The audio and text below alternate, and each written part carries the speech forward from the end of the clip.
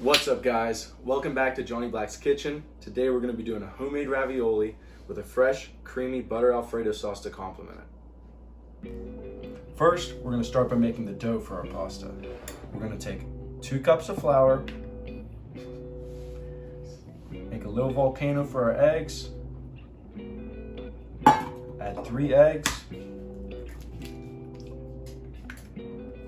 maybe make a little more room for the eggs. We're going to start whisking the 2 together with our fork before we add the 3rd. Ooh, where are you going?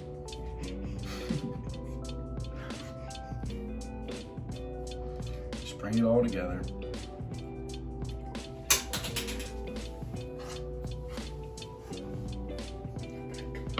We're going to add the 3rd egg.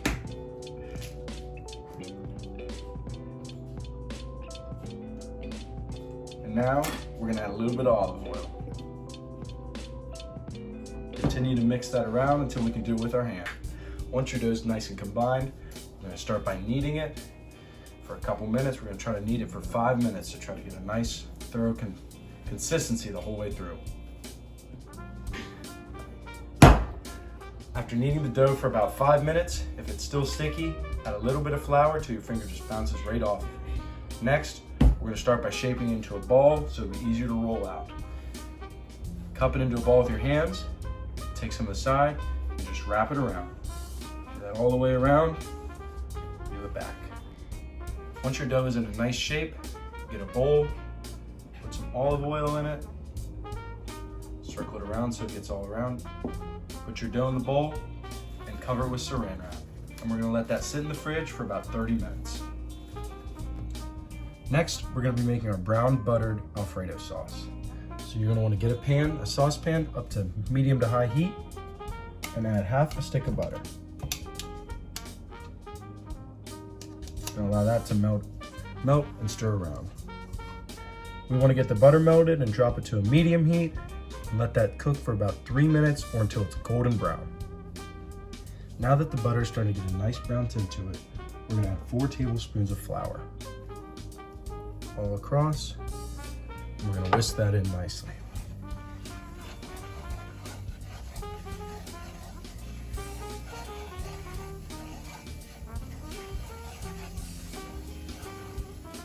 Turn the heat down a little bit.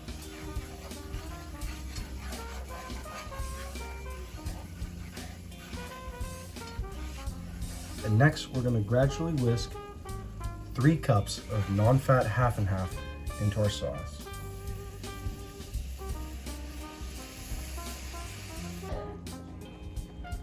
Now that the sauce is starting to boil, we're going to really whisk that, make sure it's nice and smooth everywhere. Now to keep boiling. If it feels a little thick, we want to whisk it until it's nice and smooth.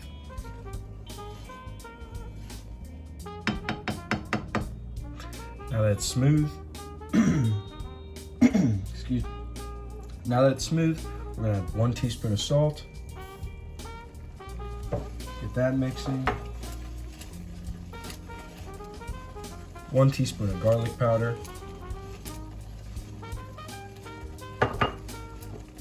1 teaspoon of pepper. Turn the heat down a little. Really get everything mixed around. And then we're gonna add a half a cup of shredded Parmesan.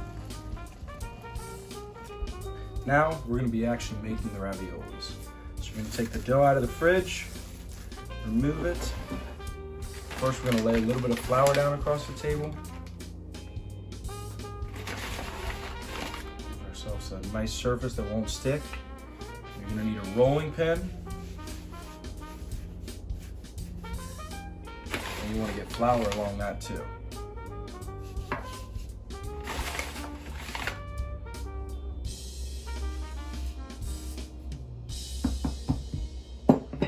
Next, take the dough out and split it in half.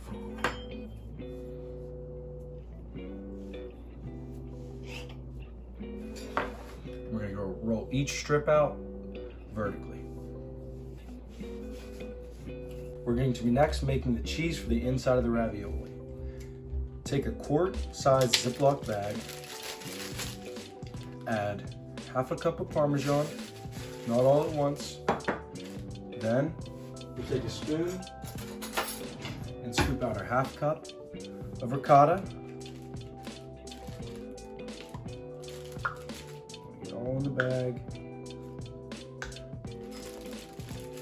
Then we're gonna add the rest of our Parmesan. And use a fork to mix that up nicely. Now that we have a nice cheese filling made, we're going to push it all down to the bottom of our bag, bottom corner.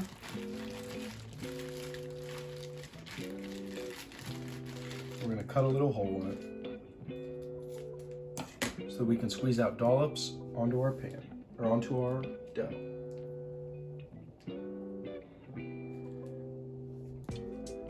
Depending on your dough shape, you'll have to space them out. Now that our cheese is all laid out, we're going to take our second layer of dough and try to set it right on top.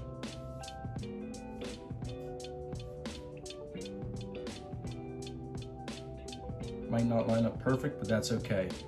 Then we want to tap around where our cheese is so we have a good gauge for our knife.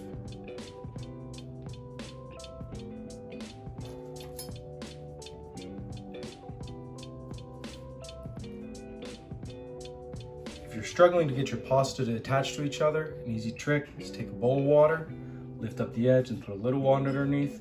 It should slide right in. Now we're going to cut ours into shapes and then use our fork to give it nice little scores. Now that we have all of our squares cut out, we're going to start to score the edges with a fork to give it a nice appearance. When cutting them out, again, feel free to use a little water to get a nice seal on the edges. When we score it, we're just going to go all the way around. Give it some lines, it'll help seal it for when we cook it. And again, it'll give it a nice appearance. Our next step is going to be cooking the pasta. So what you want to do is you want to get a nice pot, fill it about 2/3 of the way with water, and start to boil it. Now that your water has started to boil, we're going to add about 3 at a time and try to let them cook for about 4 to 6 minutes each. I like to load it onto the spoon so it doesn't splash. Try to keep them separated. A little bit of extra salt in the water will also help keep it separated.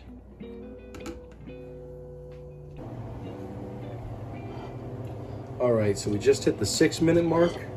Just tried one and I tested it. It's got a nice soft, but still a little bit of chew to it. It's just how I like it. You're gonna have to play it by ear and figure out what you like best. Now, put 3 more in and repeat. Now that most of our pasta is done, we can begin to plate it and add sauce and a little bit of Parmesan cheese on top to get our final product. Now that we've added our sauce, I put a little bit of extra Parmesan cheese and some parsley on top. Now we're gonna dig in.